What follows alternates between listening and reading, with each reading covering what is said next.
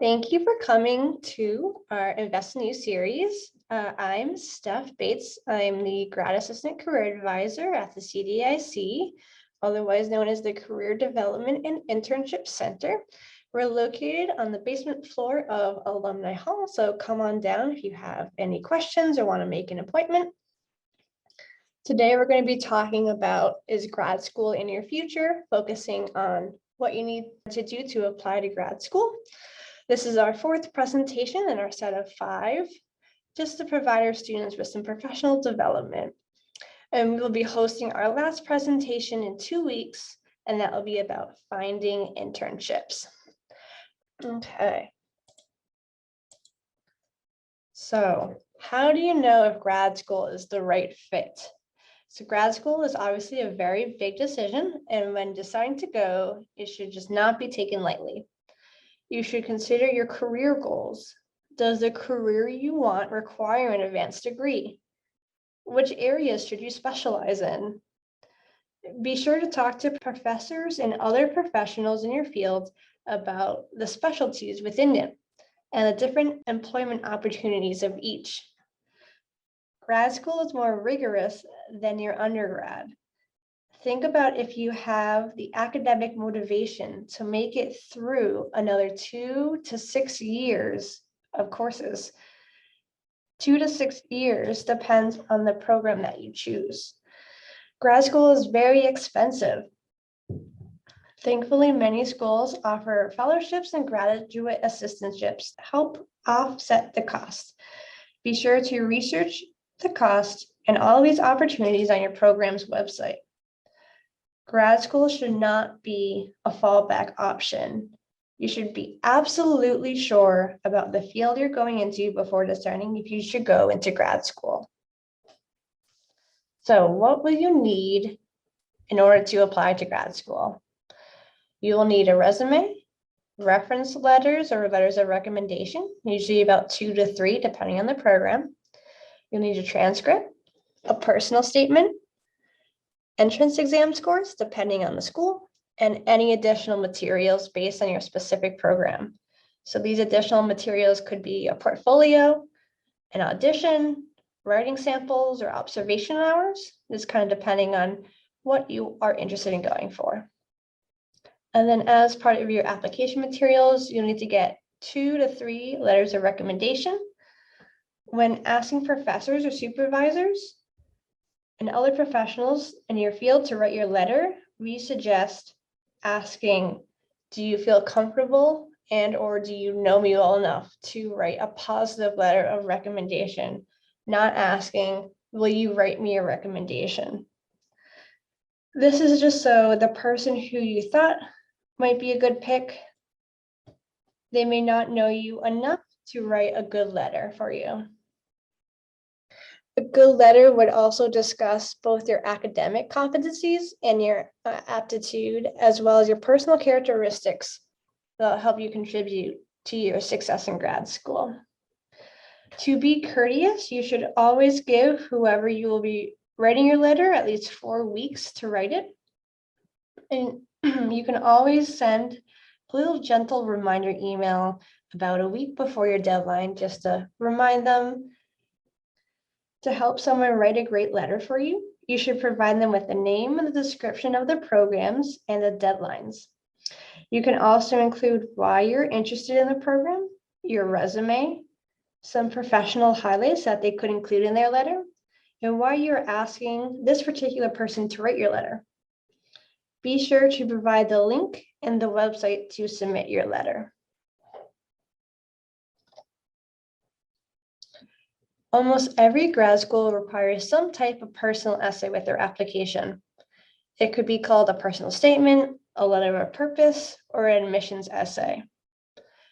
It is used to give the admissions committee a look into your motivation for going to grad school. A great personal statement answers these 3 questions. Why do you want to go to grad school? And what are your professional aspirations? Why do you want to attend this particular grad school that you're applying to? And what makes you a good candidate for this program?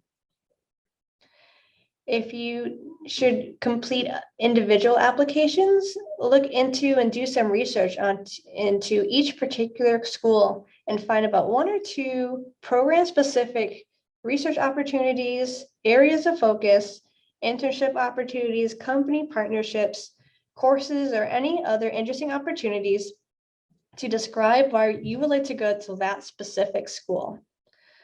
Take some time for some self-reflection. What skills can you bring to the program?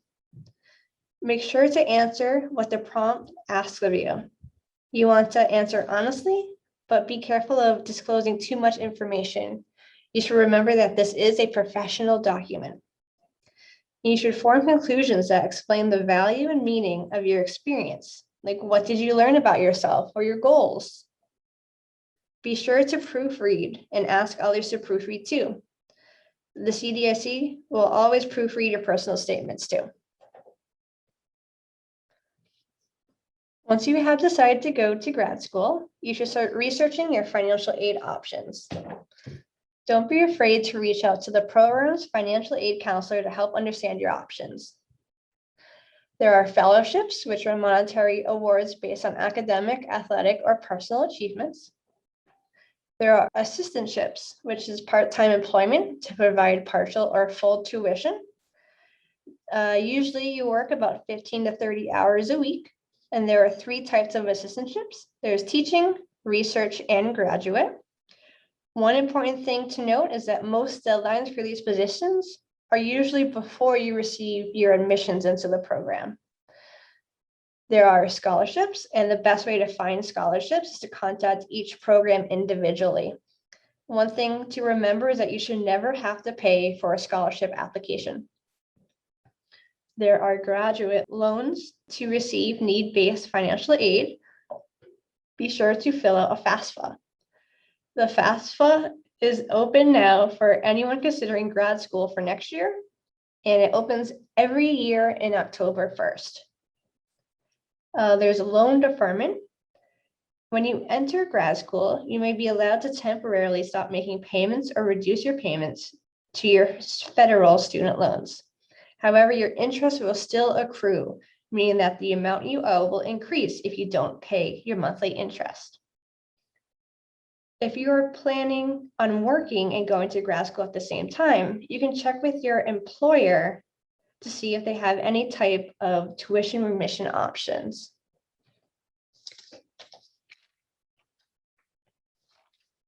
There is a potential that you will need to take a graduate entrance exam to be considered as a potential candidate. While some schools remain test optional or no longer require an exam, some schools are still requiring it. Make sure you do your research to figure out which programs require which tests. The GRE is the most common test required by grad schools. There are 3 sections: analytical writing, verbal reasoning, and quantitative reasoning. You can take the GRE up to 5 times per year. The GRE subject tests and the Miller's analogy test are not accepted by every school, so you need to make sure you do your research. The law school admissions tests and the medical college admissions tests are starting to become required by more and more schools as things start to open up.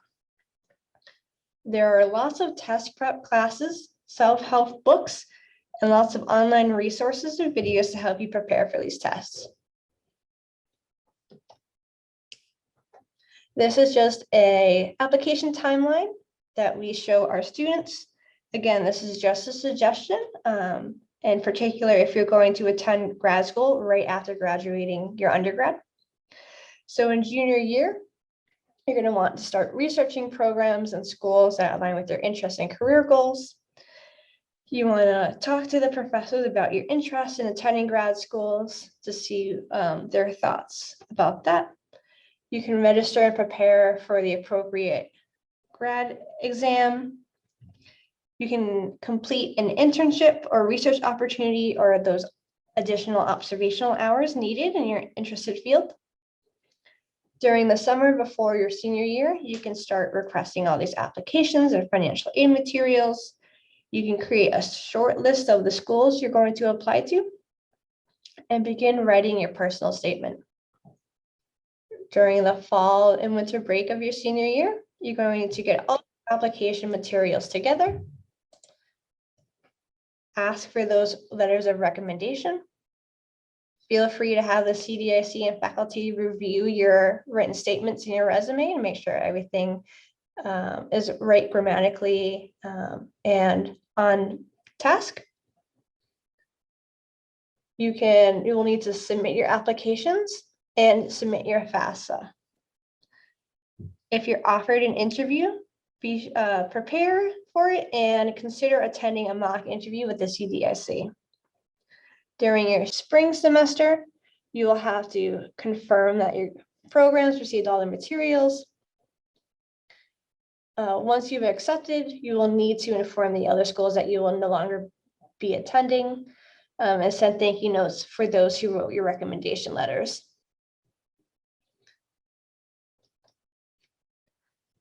This is just a reminder that we hold our virtual drop-ins every week. Feel free to drop in to have a chat about grad school applications or personal statements. The link to drop-ins is on Handshake in the events section. No need to register beforehand. Our last Invest in You series presentation will be on November 29th, and we'll focus on searching for and applying to internships. As always, the CDIC is here to help you with wherever you are in your career journey. If you would like to make an appointment in person or virtual, please email us at careerdevelopment@assumption.edu or feel free to call us.